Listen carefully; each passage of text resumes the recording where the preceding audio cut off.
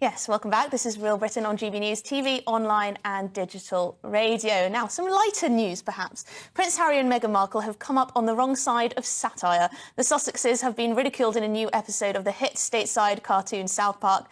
The episode doesn't name the pair specifically, but it's pretty obvious that the characters bear a striking resemblance to Harry and Meghan. Through the course of the episode, they complain about wanting privacy while constantly drawing attention to themselves with media appearances. Let's have a look at a clip of them appearing on a Canadian talk show. First guest, the Prince and his wife.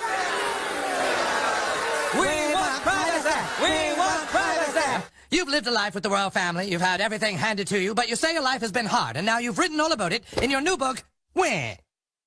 Yes, that's right, friend. You see, my wife and I are totally like, you should write a book because your family like stupid and then so are like journalists. Royal broadcaster and commentator Rafe Heydel-Mankoo joins me now. Now, Rafe, I'm not sure if you've been asked yet what your instant reaction is to the South Park episode. Well, I've got to say, I'm actually a fan of South Park. In its early days, I confess I haven't watched it for a few years now, but this really sort of reminded me of the golden age of South Park, and that's really been the response I've seen on social media. People saying this is one of the best episodes of the comedy in years. It's really, you know, satire is a long lost art form in so many areas of life now. People are too scared of giving offence.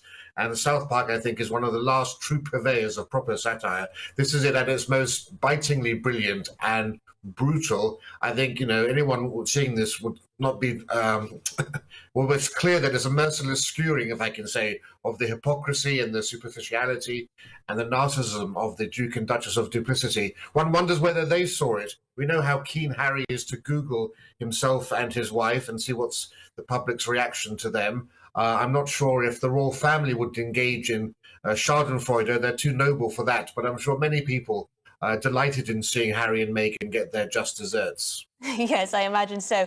I did give my view at the top of the show, actually. If you want to have a look at the clip, it will be on YouTube and Twitter, of course. But I did wonder about what Prince Harry and Meghan would be saying at home. I think they'd be outraged. Why do people misunderstand us? We're only trying to, you know, save the world from its bigotry, I guess. But it's quite interesting because satire, it doesn't seem to go after the progressives that often.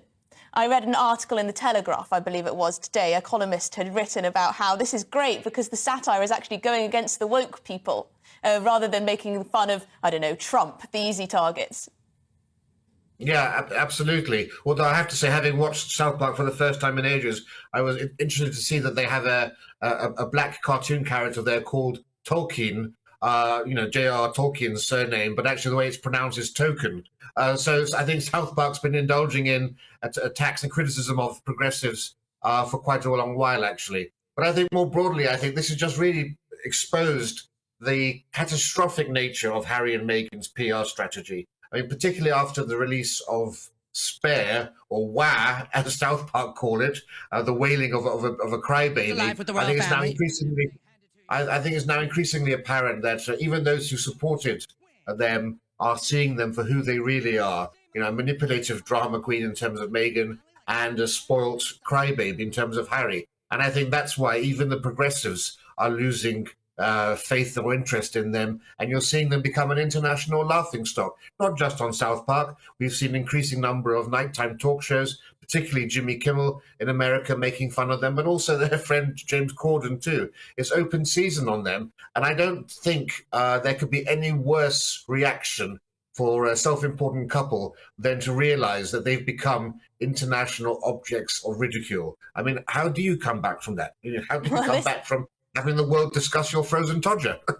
Well, this is the thing. They desperately want to be taken seriously. They don't seem to be able to laugh at themselves. At least Harry doesn't seem to have done that for a long time now, and I don't think I've seen Meghan laugh at herself either, apart from when she was mocking the royal family, of course. But we shall see. It does seem like America has fallen out of love, if they ever were in love, with the couple. But I hope this marks a change in the way that we view this kind of endless grandstanding and wokery by some people that consider themselves victims when they are no such thing, in my humble opinion. Thank you very much indeed, Rafe, for joining us this afternoon to discuss that South Park episode of Harry and Meghan. That's Rafe Heydel-Mankoo, one of our favourite royal broadcasters and commentators here at GB News.